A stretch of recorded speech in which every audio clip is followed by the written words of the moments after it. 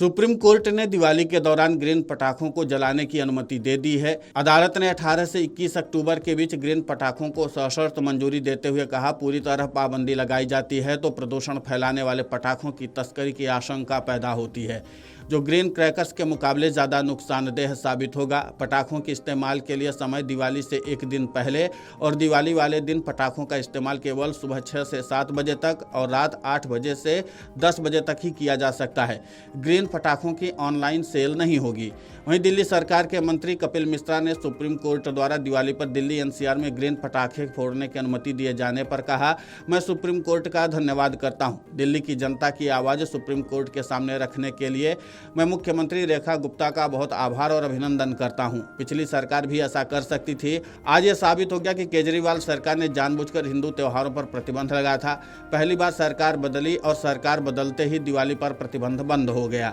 इस पूरे मामले को लेकर के दिल्ली सरकार में मंत्री कपिल मिश्रा ने और क्या कुछ कहा है, आप खुद सुनिए उन्हीं की जुबानी। बहुत बहुत आभार और अभिनंदन दिल्ली की मुख्यमंत्री श्रीमती रेखा गुप्ता जी का कि उन्होंने दिल्ली की जनता की आवाज को सुप्रीम कोर्ट के सामने रखा। ये काम पिछली सरकार भी कर सकती थी। आज ये साबित हो गया कि केजरीवाल सरकार जानबूझकर हिंदुओं के त्योहारों पर बैन लगाने का पाप करती थी।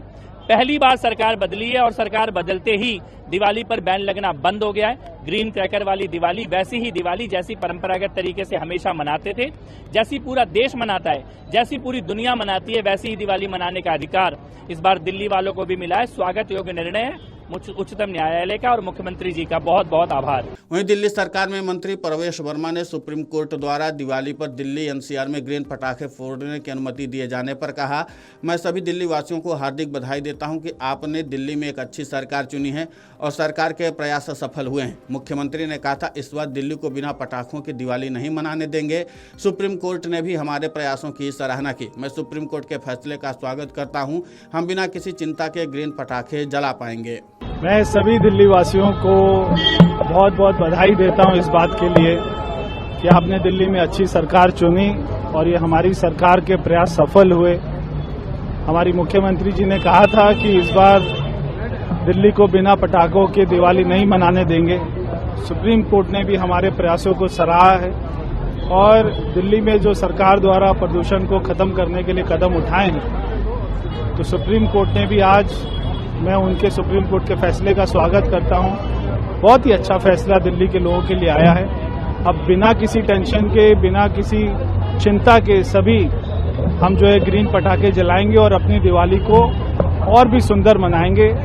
पिछले सालों में चिंता रहती थी, कोई ऐसा लगता था पटाखे जलाते हुए जैसे क्राइम कर रहे हैं, क्योंकि केजरीवाल जी ने पटाखों पर बैन लगा दिया था।